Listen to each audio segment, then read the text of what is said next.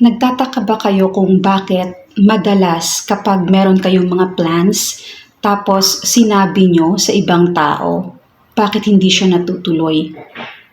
Or sinasabi ng iba yung word na jinx, na jinx. Bakit kaya? So, I have read a verse here in the Bible. You can see it in Ecclesiastes 10 verse 20. Sabi niya, even in your thoughts, do not curse the king, nor in your bedroom curse the rich. For a bird of the air will carry your voice, or some winged creature tell the matter. So, nabasa ko ito, napanood ko ito sa isang video na merong mga monitoring spirits. Yan yung mga spirits ng evil forces na nagmo-monitor sa mga tao para mahinder yung mga plano nila sa buhay. Lalo na kapag yung plano mo ay maganda. Hinaharangan yan ng mga evil spirits. Kaya, yun ang sinasabi na wag mong sasabihin sa ibang tao.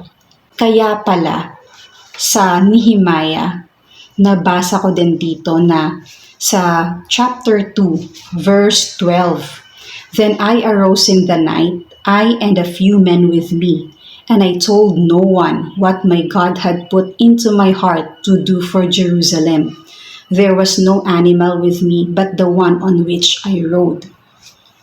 Kaya pala doon sinabi niya na wala siyang pinagsabihan ng plan niya na i-rebuild yung Jerusalem kasi nawasak siya. Diba kasi nung nabasa ko to, ano ang significance nung bakit hindi niya sinabi? So yun pala yun. Naiintindihan ni Nehemiah na kapag sinabi niya yung mga plano niya, lalo at maganda, maaari, most probably, may mga evil spirits na maghihinder doon. Kasi syempre ayaw nilang rebuild yung Jerusalem, yung city na pinili ni God. Similarly, sa mga plano natin sa buhay. Lalo na yung mga magagandang plano natin.